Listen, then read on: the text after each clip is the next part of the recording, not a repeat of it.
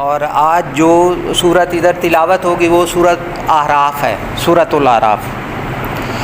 تو سب سے پہلے تھوڑا قرآن پاک کے بارے میں۔ قرآن پاک بیسیکلی اس میں 30 پارے ہیں، 114 صورتیں ہیں اور 3.25 لاکھ حروف ہیں قرآن پاک میں، اور اس میں 540 رکوع ہیں۔ یہ تھوڑا میں ریپیٹ کروں گا تاکہ آپ لوگوں کو یہ یاد ہو جائے، زبانی یاد ہو جائے۔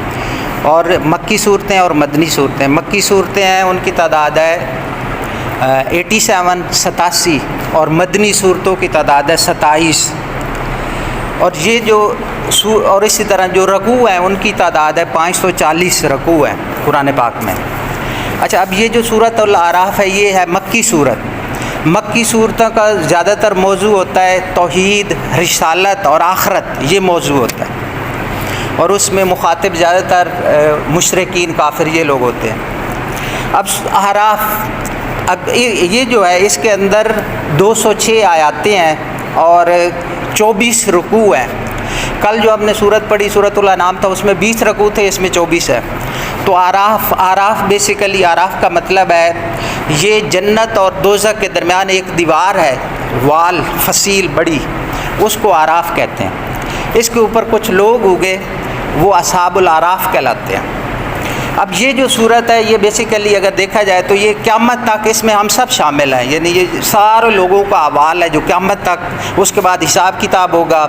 پھر وہ اعراف ایک ایسی جگہ ہے جہاں پہ لوگ ہوں گے، اور وہ جو لوگ ہوں گے وہ دوزخ والوں سے بھی خطاب کرتے ہیں، اور جو جنتی ہیں ان کو دیکھتے ہیں، ان کو پہچانتے ہیں اور ان سے بھی خطاب کرتے ہیں۔ اب یہ جو صورت ہے اس کی ابتدا ہوئی ہے صورت حروف مقطعات سے، اس کی ابتدا ہوتی ہے۔ اور قرآن پاک کی جو آیتیں ہیں ان کی 3 قسمیں ہیں۔ ایک ہیں حروف مقطعات ہوتے ہیں، کچھ محکمات ہوتی ہیں جس کی عام ہمیں ہر ایک کو سمجھ آ جاتی ہے، نصیحتیں جو ہیں، یعنی کہ جھوٹ نہیں بولنا، والدین کا ادب کرنا ہے، حلال حرام اس طرح کر کے ہر ایک کو سمجھ آتی ہے۔ کچھ ہوتے ہیں متشابہات ہوتی ہیں، وہ جو اس میں پختہ ہوتے ہیں علم میں، اس میں سے وہ مطلب اخذ کرتے ہیں۔ تو 3 قسم کی ہوتی ہیں قرآن پاک کی آیات۔ اب اس کے اندر یہ جو سورۃ الاعراف ہے، اس میں یعنی کہ حضرت آدم علیہ السلام کا ذکر ہے، اماں حوا کا ذکر ہے، پھر شیطان نے کس طرح بہکایا حضرت آدم علیہ السلام کو اور جنت سے نکالا، پھر اس کے بعد 6 انبیاء کا ذکر ہے، ان کے حالات کا ذکر ہے۔ حضرت نوح علیہ السلام، حضرت ہود علیہ السلام، حضرت صالح علیہ السلام، حضرت لوط علیہ السلام، حضرت شعیب، حضرت موسیٰ علیہ السلام، پھر اس کے بعد آپ صلی اللہ علیہ وسلم کا بھی تھوڑا ذکر ہے۔ پھر اس کی ایک اور خوبی یہ ہے کہ اس کے اندر اللہ پاک نے 4 مرتبہ ڈائریکٹ یا ایھا النبی یا بنی آدم، کہ اے اولاد آدم، اس کو خطاب کیا ہے۔ اب اس میں ہم بھی شامل ہیں، یہ جو خطاب ہے، اور یہ جو 4 مرتبہ ہے نا، اس کا علیحدہ میں حصے کو نا وہ پڑھوں گا۔ تو اب یہاں پہ جو حضرت ہود علیہ السلام کا ذکر ہے کہ ان کی قوم نے نافرمانی کی، عذاب آیا۔ پھر اس کے بعد حضرت صالح علیہ السلام، ان کی اونٹنی تھی جو معجزتاً انہوں نے دعا مانگی اور پتھر سے پیدا ہوئی۔ تو وہ جو قوم تھی، اب اونٹنی کا یہ تھا کہ وہ ایک کنواں تھا، اس سے پانی پیتی تھی۔ جس دن اونٹنی کی باری ہوتی تھی اس دن دوسرے لوگ وہ پانی نہیں پلا سکتے تھے، تو اب جس دن اونٹنی پانی پیتی تھی وہ اتنا دودھ دیتی تھی کہ سارے قبیلے کے لیے کافی ہوتا تھا۔ تو آپ نے منع کیا حضرت صالح علیہ السلام نے کہ اونٹنی کو کچھ نہیں کہنا، یہ اللہ تعالیٰ کی طرف سے آئی ہوئی نشانی ہے۔ انہوں نے اس کی وہ ٹانگیں کاٹی تو پھر ان کے اوپر عذاب آ گیا، وہ ساری قوم تباہ ہو گئی۔ پھر اس کے بعد ہے ذکر حضرت لوط علیہ السلام کا۔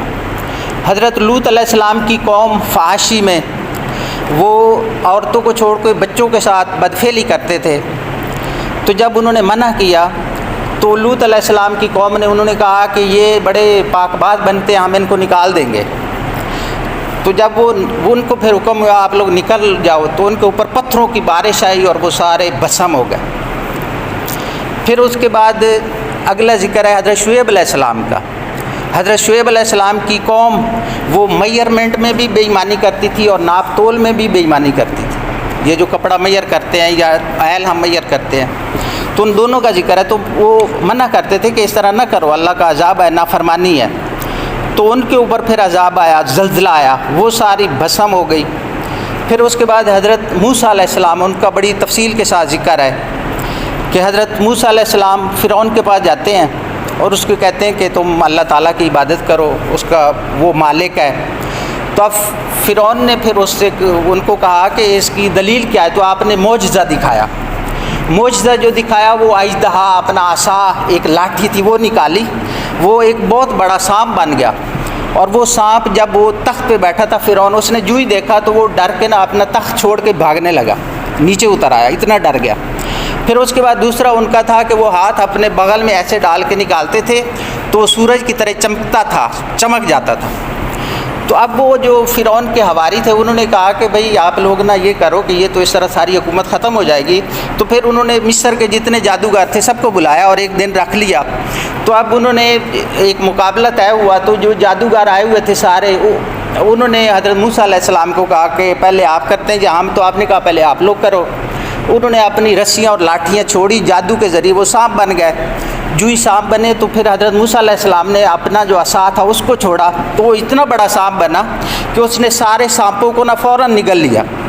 اب یہ جب دیکھا انہوں نے تو وہ سارے وہ سارے سجدے میں گر گئے اور انہوں نے یعنی ایمان لے کے آ گئے۔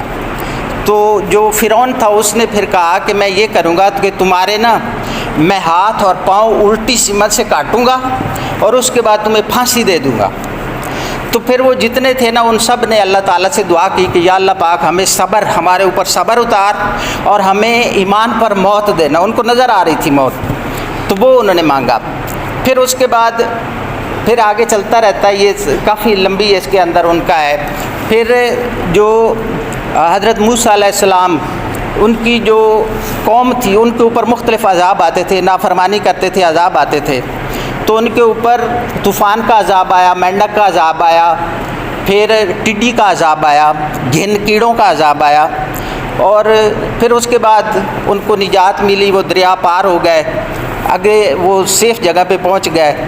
تو وہاں پہ پھر اللہ تعالیٰ کی رحمتیں ہوئی ان کے اوپر من و سلوہ اترتا تھا، بادلوں کا سایہ ہوتا تھا۔ جب پانی کی ضرورت پڑی تو پھر ایک عصا مارا، ایک پتھر سے 12 چشمے نکلے، تو اس کا ذکر ہے۔ پھر اس کے بعد آگے چل کے وہ جو آپ صلی اللہ علیہ وسلم کو فرمایا گیا کہ ان کو بتا دو کہ جب حضرت آدم علیہ السلام، جب وہ ان سے سجدہ کروایا گیا، ان کو پیدا کیا گیا، تو جتنی بھی روحیں تھیں ان سے عہد لیا تھا اللہ پاک نے، اور اس میں ہماری روحیں بھی شامل تھیں۔ اور وہ کہا گیا تھا الستو بربکم، کیا میں تمہارا رب نہیں ہوں؟ تو سب نے کہا قالوا بلا، اس کا ذکر ہے۔ پھر اس کے بعد متقی لوگوں کا ذکر ہے۔ پھر اس کے بعد یہ ذکر ہے کہ جب قرآن پاک پڑھا جائے تو اس کو غور سے سنا جائے۔ اب اگلے حصے میں وہ جو میں نے کہا تھا کہ 4 مرتبہ یا اے بنی آدم یہ کہا گیا ہے، تو یہ جو کہا گیا 4 مرتبہ، وہ اللہ تعالیٰ نے ایک مرتبہ کہا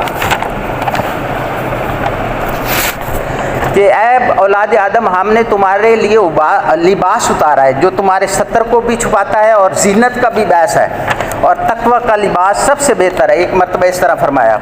پھر دوسری دفعہ فرمایا کہ اے اولاد آدم کہیں شیطان تم کو بہکا نہ دے، جیسے اس نے تمہارے ماں باپ کو جنت سے نکال دیا اور ان کے لباس اتروا دیے تاکہ انہیں ان کا ستر دکھا دے۔